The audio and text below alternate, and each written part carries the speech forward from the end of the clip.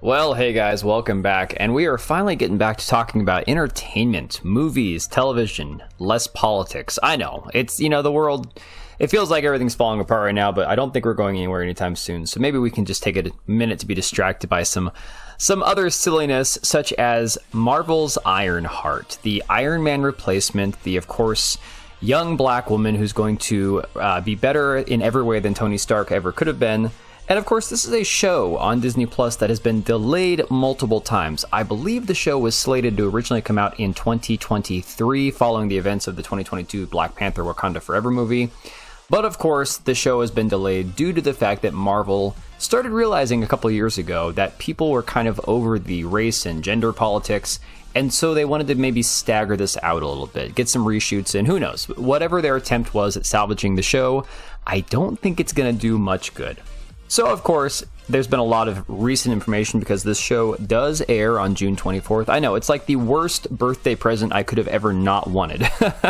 So, I'm debating maybe I'll watch the first couple episodes on my birthday, and I don't know. It just looks like complete and utter garbage. But again, everyone's going to have their own opinion. I just think Marvel is in a really bad place in general. I haven't seen much from them in the recent phases that has me confident that they'll ever get that magic back. They should have ended it. They should have waited and then rebooted it 10 years down the road, but they've tried to milk this cow as long as they possibly can, to where now we have articles like this talking about Ironheart from Games Radar saying Ironheart will go to uncomfortable places for viewers, almost in the vein of Walter White or Tony Soprano. First off, I'm going to call bull. There's no way. There's no way that this show, which I guarantee is targeted, marketed to a younger audience, is going to follow a Walter White trajectory. Give me a freaking break, okay? It says almost 3 years after she was introduced to the MCU in Black Panther Wakanda Forever, Riri Williams is set to return to our screens in Disney Plus series Ironheart. Oh joy. The MIT student and inventor prodigy takes center stage in the new show, and it sounds like we're going to delve pretty deep into her psyche in a way that executive producer Sev Ohanian compares to some of TV's greatest anti-heroes. Yawn. No. She's kind of breaks bad in the show, and we go to some uncomfortable places for audiences that I think will be really fun to explore. Well, we'll talk about some of those in a minute. But of course, it's set after the events of 2022's Black Panther sequel, has this character, the Hood, who is playing the villain, introduces her to dark arts and magic, and of course, she starts to blend magic into her Iron Man knockoff suit. So, again, we have the female Tony Stark, better than Tony Stark, reverse engineers after stealing parts, I guess, for her suit, Tony's original Iron Man suit, as well as infuses it with magic. So we kind of have like Doctor Strange and Iron Man hybrid character here, in a character that nobody ever wanted, nobody asked for. But of course, you have the media trying to say, "Oh no, this should totally work. Don't question it. Don't be concerned about it. This is totally fine. We're just going to blend science and magic. Don't think about it too hard." Well, Marvel has done everything they can to try to legitimize characters like this, like, again, Miss Marvel, Captain Marvel, all these characters nobody wants, right? So you even see Robert Downey Jr. sending a message of support to Dominic Thorne ahead of the Ironheart release in this video from Good Morning America. Again, a show that nobody even watches anymore, okay? Just listen to this. Do you mind if we interrupt the interview for just a moment? Because I think we have a very special message. I think you're going to recognize who this is. Good morning, America. The new studio. God, looks great. Miss Thorne, I couldn't be happier than to be seeing you bring Riri Williams to life. But the hood has me nervous. Is the hood green?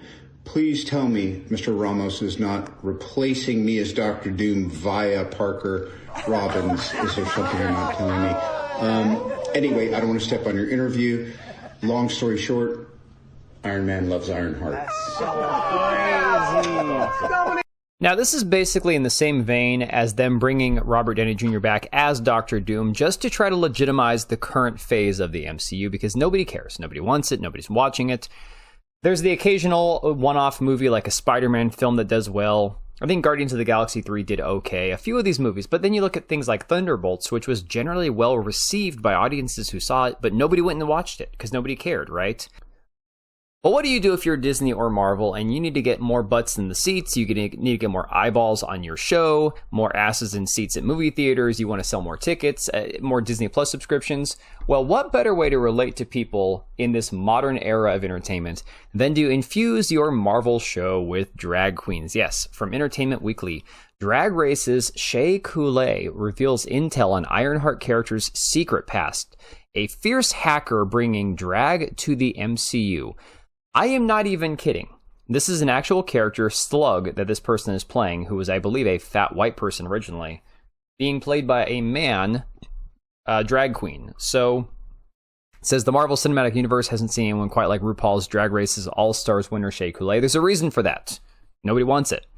And the drag entertainer, recording artist, and freshly minted star of the upcoming miniseries Ironheart knows her character is about to make a vivid impression. Is this a man or a woman? I'm so confused right now. You'll be seeing the diva in some looks. The Chicago-based entertainer exclusively tells Entertainment Weekly of fusing drag aesthetics with superhero might via Slug, a mysterious character Shea identifies as a real fierce hacker who plays a key supporting role in the next chapter. I help a group of urban Robin Hoods to take away from the privileged and give back to the community, Shea continues. I'm there to help out on all the missions that go down, trying to shift this power dynamic in this version of Chicago we see in the show. Oh my god, this is like that terrible Robin Hood show that we saw a couple years ago with the black Robin Hood, and it was like Robin in the Hood. This is not going to do well. While the show's narrative and portrait of Chicago might seem clear at first, there's plenty brewing under the surface when it comes to how Ironheart fits into the overall MCU. The series picks up after Wakanda Forever. There she crosses paths with Parker Robbins, known as the Hood. Shea says Slug doesn't get into much of the action-oriented spectacle. I'm more of the I'll drive the getaway car, hang out in the van on my cute little laptop with my fierce nails, and help you hack these mainframes, she says.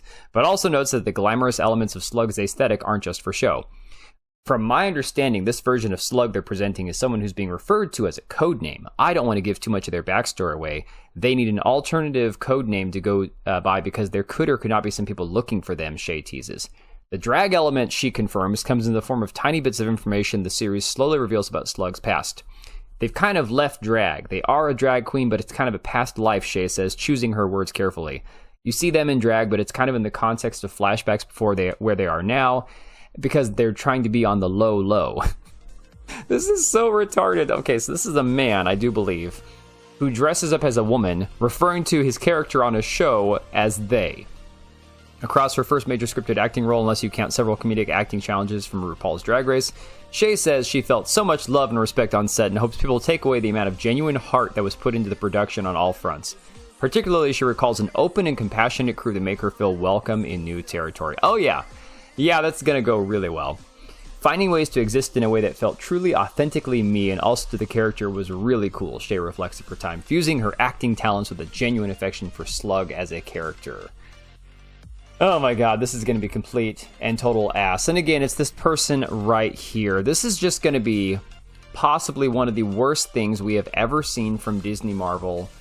Anyways, guys, I'm curious to hear your thoughts on this down below. Are you going to watch Ironheart? Are you excited for this? Is this what you were all waiting for all these years? Is this the return to form for Disney? Let me know in the comments down below, and I will catch you guys on the next one. Alright, and if you made it this far, thank you so much for watching the video. Thank you for being here.